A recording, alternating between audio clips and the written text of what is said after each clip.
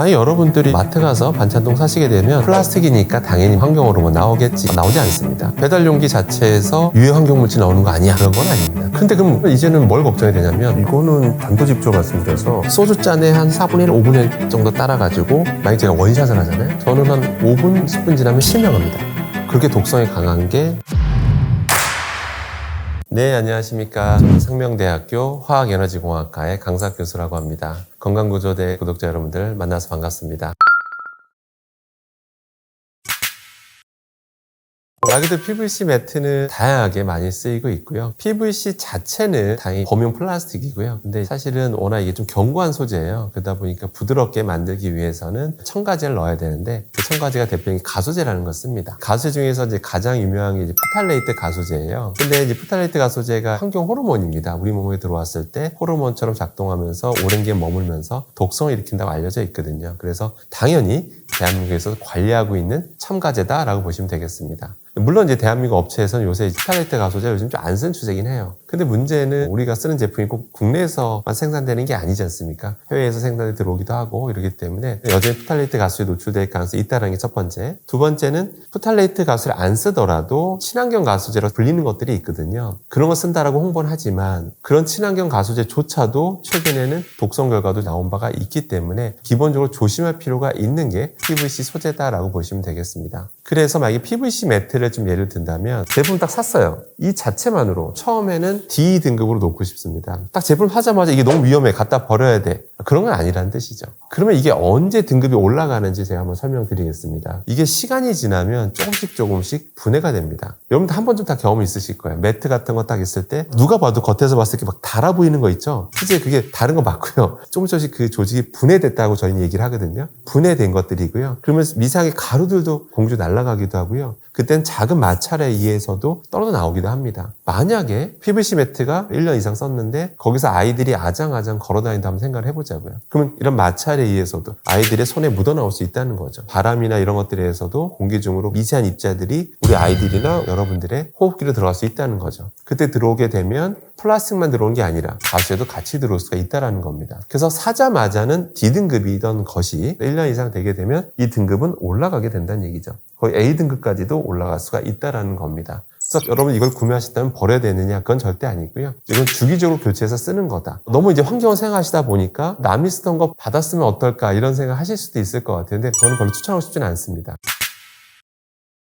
F필라 같은 경우는 이 제품 자체는 저는 C등급으로 분류를 하고 싶고요. 근데 역시 사용 방법을 잘 안 지키시게 되면 이제 올라가게 됩니다. 왜 올라가는지 말씀드리면 살충제라고 하는 게 살생물제라고 해서 기본적으로 어떤 살아있는 것들에 대해서 독성을 가지고 있습니다. 그러니까 당연히 그렇게 살충제가 되는 거겠죠. 근데 최근에 연구 결과를 보면 충격적인 결과들이 계속 나오고 있는데요. 살충제 성분들이 좀 많이 노출된 사람일수록 인지 기능에 좀 영향을 준다라고 하는 그런 연구 결과가 뭐 국내에서도 나왔던 적이 있었고요. 영국에서도 나온 적이 있었습니다. 그렇기 때문에 결국에는 그 많이 노출됐을 때 이제 얘기거든요. 그러니까 저게 이제 좋은 유용한 어떤 제품이지만 최대한 직접 호흡기로 많이 들이마실 확률은 줄이시는 게 좋겠죠. 그래서 저걸 많이 들이마시게 된다면 이제 A 등급까지도 저는 이제 분류할 수 있다라고 보고 있습니다. 그럼 안전한 사용법은 뭘까요? 일단은 문을 살짝 열고 칙칙 뿌리는 거죠. 그 안에 어떤 숨어있던 모기들이 다 죽을 겁니다. 그러면 이제 자기 전에는 빨리 들어가서 방충망 있잖아요. 그러니까 창문 열고 살짝 문 열어서 환기 좀 시킨 다음에 살충제 성분을 좀 뺀 다음에 그 다음에 들어가서 취침하시는 게 제일 좋다라고 제가 생각을 합니다.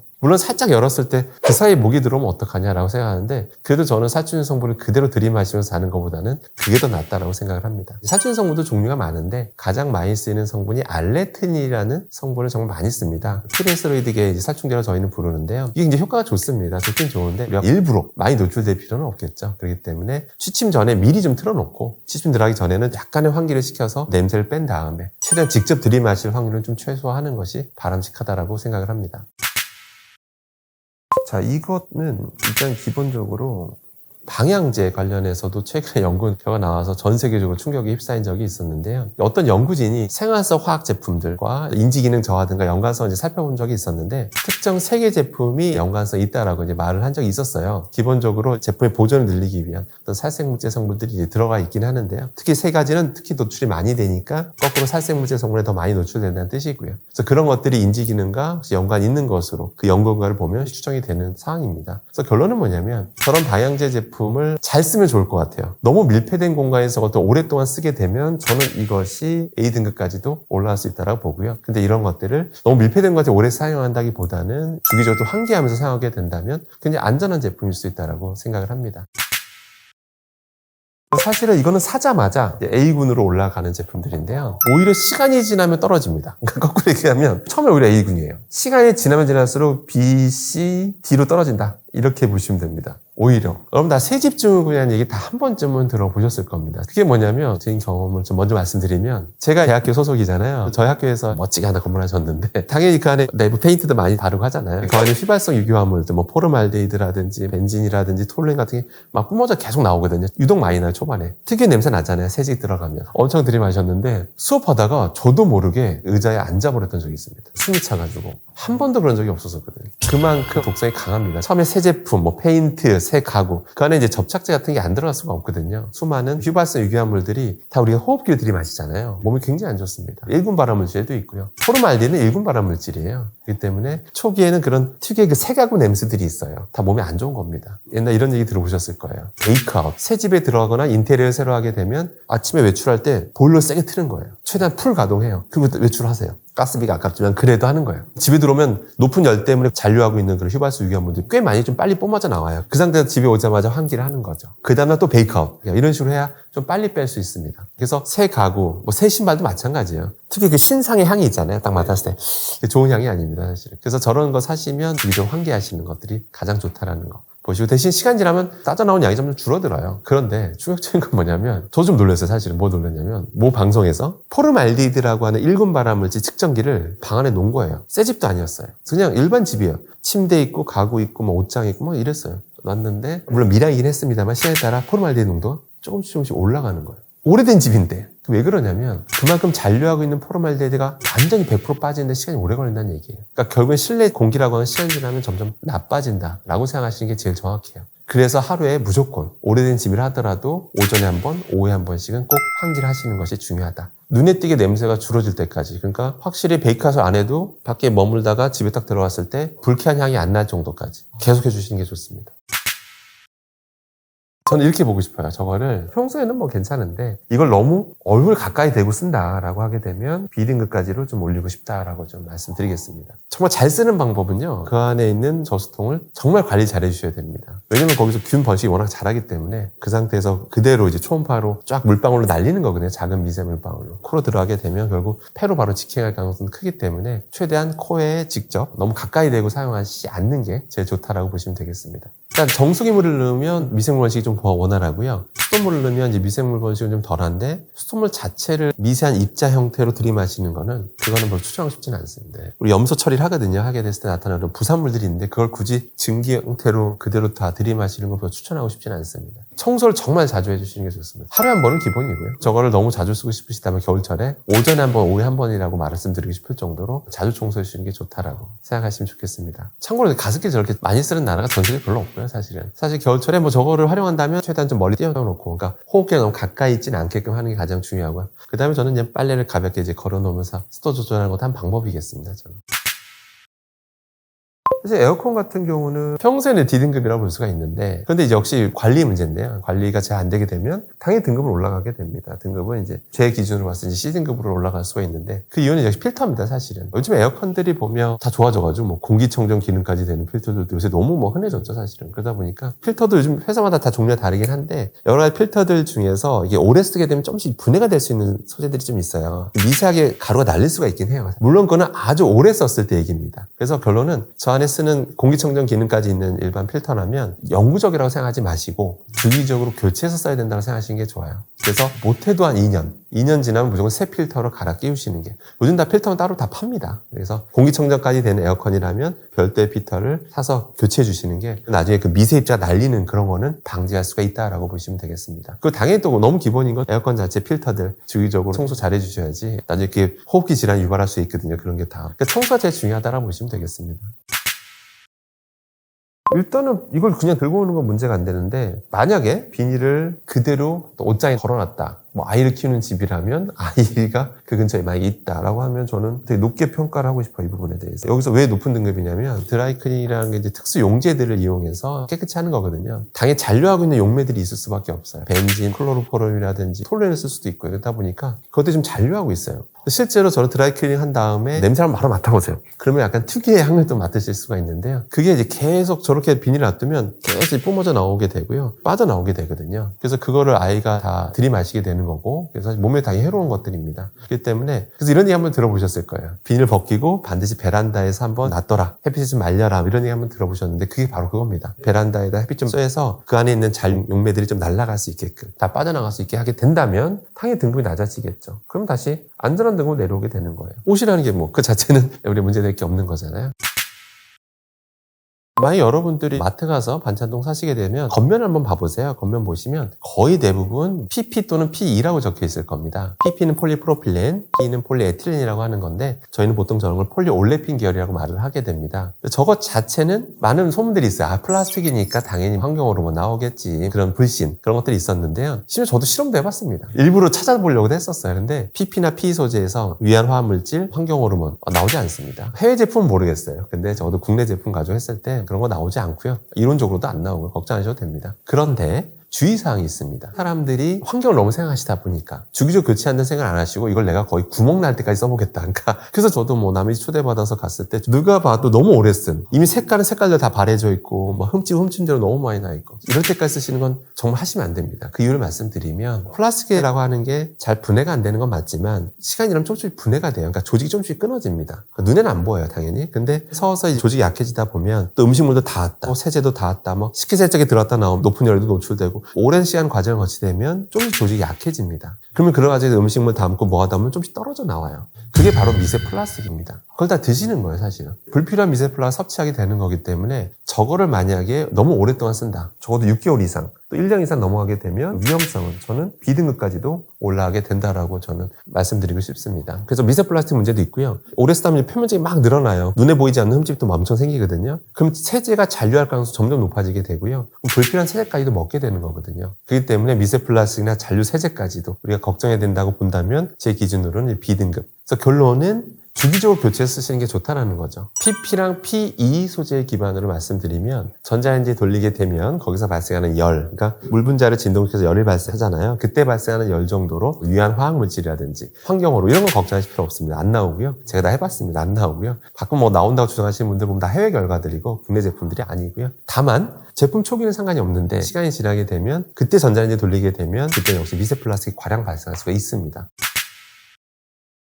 스테인리스 롱기, 일단 이거 자체는 굉장히 안전합니다. 두 가지는 걱정을 하셔야 돼요. 두 가지를 만약에 생각 안 하신다면 굉장히 안전한 소재임에도 불구하고 C로 올라갈 수 있다는 거는 염두에 두셔야 됩니다. 먼저 첫 번째 뭐냐면 한 번쯤 요즘 다 들어보셨을 텐데요. 바로 연마제입니다. 참고로 나름 자부심을 가지는 게 뭐냐면 어떤 뭐 뉴스에서 최초로 스테인리스 표면에서 연마제가 빠져나오는 걸 실험적으로 규명해서 방송까지 한 대한민국 최초의 사람으로서 자부심 가지고 말씀드리면 당연히 이제 부드럽게 만들기 위해서 연마제를 쓰는 건데요. 근데 그런 것들이 폼 사이사이에 껴 있어요. 제품 초기에. 그래서 일반 세제로 안 닦입니다. 그래서 일반 식용유를 한번 닦아보시면 막 새까맣게 묻어나와요. 그 연마제라는 건데요. 탄화규설 많이 쓰고요. 탄화 알루미늄을 쓴다고 알려져 있고요. 근데 결론부터 다 그 먹으러 만든 거 아니고요. 그 다음에 국제암 용서 기준으로도 2분의 1이 들어가기도 하는데요. 물론 이제 호흡 독성 기반으로 말한 거긴 하지만 그 연마제라는 게 우리 몸에 먹어 섭취했을 때 다른 물질과 같이 있을 때 어떤 복합 독성이라든지 이런 것들이 충분히 연구된 바가 없습니다. 그래서 결론은 먹으라고 만든 거 아니고요.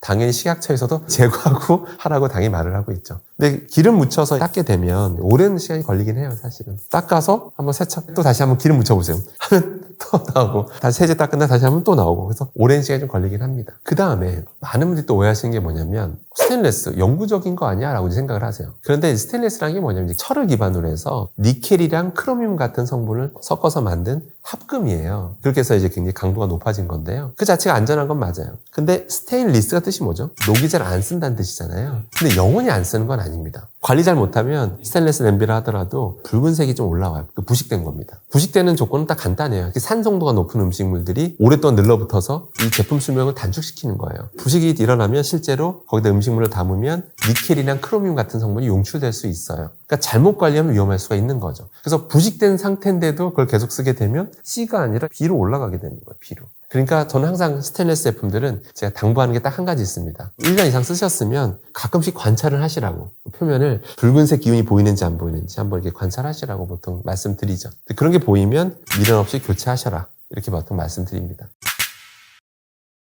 배달 용기 자체에서 유해 환경물질 나오는 거 아니야 뭐 이렇게 생각하실 수 있는데 다 보면 역시 PP입니다. 사실은 그 자체는 뭐 유해 물질 나오거나 그런 건 아닙니다. 근데 역시 오래 저걸 또 너무 아까우니까 닦아서 재활용 계속 하려고 하고 그러다 보면 계속 오래 쓰다 보면 아까 같은 앞서 말씀드린 문제점이 발생할 수가 있습니다. 그래서 정말 일회용 용기는 그냥 일회용으로 쓰시는 게 제일 좋습니다. 다만 참고로 이런 건 이슈는 있었어요. 미국 이슈인데요. 우리나라 이슈는 아니고요. 근데 우리나라도 신경을 써야 될 것 같긴 해요. 뭐냐면 일회용 플라스틱도 보면 검은색이잖아요. 미국도 마찬가지인데 이게 재활용하는 경우가 많잖아요. 기존 색을 덮기 제일 좋은 게 검은색이거든요. 근데 그것까지는 상관이 없는데 전자제품 있잖아요. 일반 전자제품. 전자제품들 보면 검은색이 많거든요. 뭐 어떤 전자제품 내부를 펴봐도 그 안에 검은색이 많고. 근데 저거 언젠간 버리잖아요. 플라스틱이니까 재활용 업체로 넘어가잖아요. 미국에서 이제 그걸 조사해 본 거예요. 혹시나 저런 전자제품들이 재활용하는 과정에서 저런 일회용 용기나 일반 플라스틱 용기를 넘어가진 않았을까? 왜 그걸 생각했냐면 전자제품엔 난연제라는 걸 넣어야 돼요. 불이 잘 안 나게끔. 근데 혹시라도 재활용되는 과정에서 전자제품용 쓰이는 난연제가 일회용 용기로 넘어오진 않을까라고 생각을 해보고 했더니 미국에서 판매되는 제품 중에서 일부가 난연제 성분이 나오더라. 아까 미국에서 난리가 났었죠. 근데 우리나라는 조사한 바는 없습니다. 우리나라도 재활용 시스템이 저도 어떻게 정확히 되는지 저도 사실 모르거든요. 그래서 만약에 그때 가정해볼게요. 그럴 땐 너무나 뜨거운 거 노출됐을 때 음식이 그러면 난연제 성분이 용출될 가능성을 배제할 수는 없어요. 비스난 후라이팬이라고 이제 전제 조건을 달았을 때 처음에 이제 C등급으로 좀 놓고 봤을 때요. 제가 왜 그러냐면 요새는 대부분 제품들이 옛날엔 알루미늄 기반을 많이 쓰긴 했었어요. 사실은 알루미늄이니까 코팅이 벗겨지면 당연히 알루미늄 성분이 노출되잖아요. 산도 높거나 높은 열을 가열하게 되면 조금씩 알루미늄 성분이 좀 용출이 되긴 해요. 근데 요새는 알루미늄 기반 소재를 제조사들이 잘 안 쓰는 추세거든요. 요새는 뭐 스테인리스 기반이 좀 많아요. 사실은 스테인리스 기반에 코팅을 한다든지 이런 경우도 워낙 많아가지고 알루미늄 용출 이런 거는 뭐 그렇게까지 걱정하실 필요는 없다라고 보시면 될 거예요. 저도 국내 제품 기준을 말씀드리는 겁니다. 근데 대신 벗겨지게 되면 부식을 유발할 수가 있거든요. 본인도 모르게 부식이 되게 되면 등급은 올라갈 수가 있다라는 거죠. 이렇게. 그래서 저는 항상 많은 분들한테 말씀드리는 게 코팅이 벗겨지면 버리시라, 교체하시라. 그냥 저는 이렇게 단호하게 말씀드리는 편입니다. 비닐랩 같은 경우는 두 가지로 좀 봐야 됩니다. 가정용 랩이라고 한번 볼게요. 가정용 랩은 집에서 한번 다 보시면 아시겠습니다. 다 PE라고 적혀 있어요. LLDP. 그래서 결국 PE거든요. 근데 그거 자체는 거기서 환경호르몬이 나온다든지 뭐 그런 건 아니에요. 근데 다만 저희도 실험을 직접 해봤는데 거기다 음식물을 좀 감싸봤어요. 그 다음에 전자레인지 한번 돌려봤어요. 그리고 랩을 뜯었어요. 뜯었더니 눈으로 보면 멀쩡해 보이죠 사실. 그런데 특수현미경을 관찰해봤더니 비닐랩이 분해돼서 미세 플라스틱 형태로 따닥따닥따닥따닥 달라붙어 있는 걸 직접 확인한 바가 있습니다. 그러면 미세 플라스틱을 먹게 되는 거죠 사실. 그러니까 불필요한 미세 플라스틱을 먹게 되는 거고요. 그래서 저런 건 진짜 말 그대로 감싸는 용도. 근데 거기다 음식물이 직접 닿은 상태에서 전자레인지 돌린다든지 감싼 상태에서 혹시라도 열이 가해진다든지 이런 것만 조심하시면 됩니다. 그렇게 하게 되면 바로 열을 가게 되면 C등급으로 올라가게 되는 거죠. 예. 그다음에 이제 업소용 랩을 좀 보면 업소용 랩은 좀 달라요. 중국음식 배달할 때 보면 포장하는 거 보신 적 있으실 텐데 가정용 랩과 좀 다르다는 거 느끼셨을 거예요. 쫙쫙 들어요. 쫙쫙. 그리고 잘 붙어요. 그리고 마트에서 고기 사잖아요. 사게 되면 거기도 랩으로 이제 포장돼 있잖아요. 그것도 다 가정용 랩이 아닙니다. 이제 업소용 랩을 많이 쓰는데 업소용 랩은 뭐냐면 PVC 소재를 지금도 많이 써요. 근데 그 안에 역시 가수제가 있다는 말씀드렸고 프탈레이트 가수제 안 쓴다 하더라도 친환경 가수제조차도 요새 문제가 되고 있거든요. 독성들이 밝혀지고 있어서 이런 기름진 게 너무 오랫동안 접촉해 있다든지 아니면 뜨거운 열에 의해서 계속 노출된다든지 이렇게 되면 이런 가수 성분이 빠져나올 수가 있기 때문에 저는 그래서 두 가지를 당부합니다. 마트에서 고기를 사셨으면 집에 와서 비닐을 벗겨라. 랩을 벗기시고 가정용 랩으로 감싸서 보관해라. 아니면 드실 것만큼만 가져와서 집에서 구워 드셔라 라고 이렇게 권하죠. 왜냐면 오랫동안 접촉하고 있으면 가수 성분이 조금씩 빠져나올 수가 있기 때문에 그렇게 좀 당부를 드리는 편이고요. 근데 업소에서 왜 PVC 랩을 포기를 못하냐면요. 일단 불법 아니고요. 포기할 수가 없어요. 고기 같은 걸 PVC 랩을 딱 감싸면 방담성이라고 그래서 습기가 안 차요.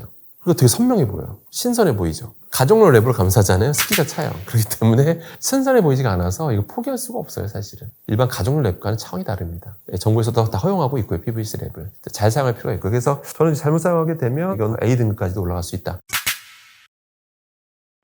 이거는 단도직입적으로 말씀드려서 어지간하면 S등급까지는 안 올리는데 나 S등급 올리겠습니다. 우리 대한민국 2018년 전과율로 나누게 되는데요. 2018년 전까지는 자동차 워셔액이 메탄올이었어요. 메탄올이 얼마나 독성이 강하냐면 7ml 소주잔에 한 4분의 1, 5분의 1 정도 따라가지고 만약 제가 원샷을 하잖아요. 저는 한 5분, 10분 지나면 실명합니다. 그렇게 독성이 강한 게 자동차 워셔액 성분이었어요. 다들 그러세요. 아니 워셔액이 밖에다 뿌리는 건데 나하고 뭔 상관이야? 라고 보통 생각을 하시는데요. 상관이 있습니다. 뭐냐면 자동차에 대해서 많은 분들이 오해하시는데요. 자동차라고 하는 게 밖에와 안이 완전 차단되어 있는 게 아니에요. 차단되어 있으면 큰일 납니다. 산소 부족으로 죽을 수 있어요. 다들 그렇기 때문에 미세하게 구멍이 열려 있어요. 사실은. 아마 내부 순환 모드를 눌러도 운전하게 되면 밖에 공기가 쑥 들어옵니다. 근데 워셔액을 딱 뿌리잖아요. 유리판에 딱 묻잖아요. 공기 주입구 쪽에 딱 흘러내려요. 그래서 그게 증발하면서 안으로 싹 주입이 되는데 직접 실험까지 했습니다. 메탄올 측정기로 공기 중에 메탄올 측정한 거예요. 진짜 유입이 돼요. 실제로 워셔액 뿌리고 운전하면 눈이 약간 따갑고 막 침침해지더라 이거죠. 이렇게 독성이 강하다 보니까 유럽에서는 이미 안 썼어요. 사실 금지됐었는데 우리나라도 이제 계속 문제제기가 되니까 2018년 이후로 드디어